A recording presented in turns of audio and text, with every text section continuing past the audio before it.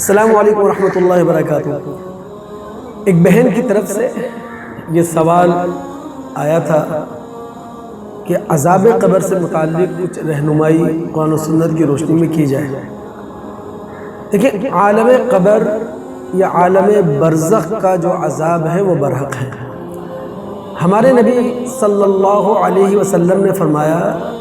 من مات فقد قامت قیامتہ، جس شخص کا انتقال ہو جائے اس کے ساتھ جزا اور سزا کا عمل شروع ہو جاتا ہے۔ لیکن تھوڑی سی ایک بات جو توجہ طلب ہے اور بہت غور سے سن لینا چاہیے، جب بھی مذہب ایک ایسے عالم سے متعلق گفتگو کرے گا کہ جو نادیدہ ہے، جو دکھائی دینے والا نہیں ہے، جس تک ہماری عقل کی رسائی نہیں ہے، ہمارے حواس کی رسائی نہیں ہے، جو متشابہات میں سے ہے، تو مذہب تمثیلی پیرائے میں ایسے عالم کا ذکر کرے گا، تشبیہی اسلوب میں ایسے عالم کا ذکر کرے گا۔ مثال کے طور پر جنت ظاہر ہے کہ ہمارے حواس اور ہماری عقل کی رسائی وہاں تک نہیں ہے، لیکن جب ہم قرآن کا مطالعہ کرتے ہیں، قرآن پڑھتے ہیں، تو ایسا محسوس ہوتا ہے کہ جنت شاید ہماری آنکھوں کے سامنے ہے، کہ جنت اونچے باغات کو کہا جاتا ہے، اونچی مسندیں ہوتی ہیں، دبیز قالین ہوتے ہیں، گاؤ تکیے لگے ہوئے ہوتے ہیں، جام شراب لائن سے قطار کے ساتھ لگے ہوئے ہوتے ہیں۔ لیکن ہمارے نبی صلی اللہ علیہ وسلم فرماتے ہیں، اللہ تعالیٰ نے نیک بندوں کے لیے، نیک لوگوں کے لیے جو جنت بنائی ہے، ما لا عین رأت ولا اذن سمعت ولا خطر علی قلب بشر، اسے کسی آنکھ نے دیکھا نہیں، اسے کسی کان نے سنا نہیں، اس کے بارے میں کسی دل کے اندر خیال پیدا نہیں ہوا۔ یعنی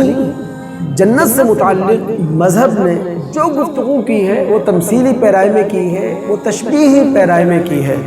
تو عالم برزخ اور عالم قبر کا معاملہ بالکل ایسا ہی ہے۔ قرآن و سنت کے اندر اس عالم قبر یا عالم برزخ سے متعلق جو گفتگو ہوئی ہے وہ تمثیلی پیرائے میں ہے، وہ تشبیہی پیرائے میں ہے۔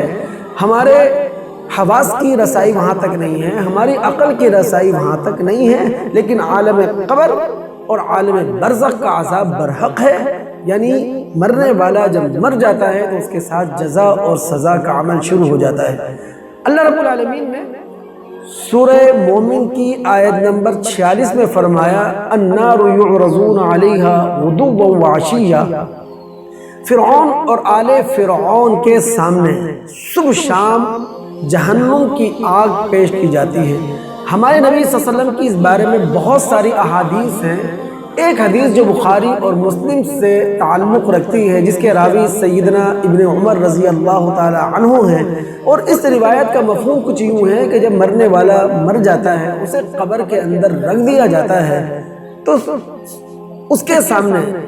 جنت بھی پیش کی جاتی ہے، جہنم بھی پیش کی جاتی ہے۔ یعنی اگر وہ جنتی ہوتا ہے تو جنت اس کے سامنے پیش کی جاتی ہے، اگر وہ جہنمی ہوتا ہے تو جہنم اس کے سامنے پیش کی جاتی ہے، اور اس سے کہہ دیا جاتا ہے ھذا مقعدک، یہی تمہارا ٹھکانہ ہے۔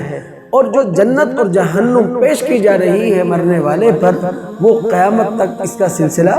جاری رہے گا۔ قرآن و سنت کے مطالعے سے یہ بات ہمیں سمجھ میں آتی ہے کہ مرنے والا جب مر جاتا ہے تو اس کے ساتھ جو جزا اور سزا کا عمل شروع ہوتا ہے، یہ شعوری سطح پر شروع ہوتا ہے۔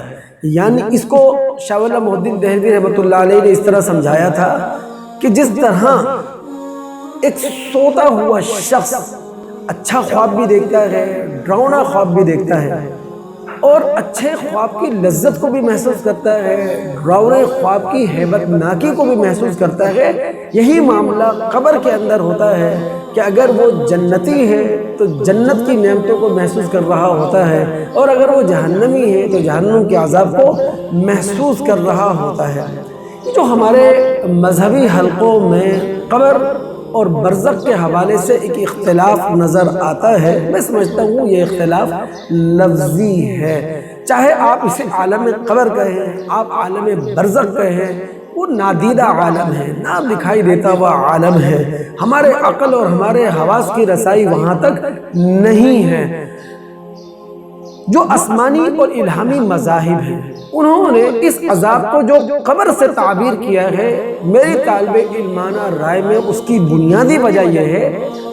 کہ الہامی اور آسمانی مذاہب میں جہاں زندہ انسان کو احترام دیا گیا ہے وہاں مرنے والے کو بھی احترام دیا گیا ہے۔ اسی لیے الہامی مذاہب میں مرنے والے کو نہ تو جلایا جاتا ہے، نہ سمندر برد کیا جاتا ہے، نہ دریا میں پھینک دیا جاتا ہے، بلکہ مرنے کے بعد اسے احترام کے ساتھ کفن دے کر جنازہ پڑھ کر اسے قبر کی امانت میں دے دیا جاتا ہے۔ امید ہے کہ آپ کو آپ کے سوال کا جواب مل گیا ہوگا۔ السلام علیکم ورحمۃ اللہ وبرکاتہ۔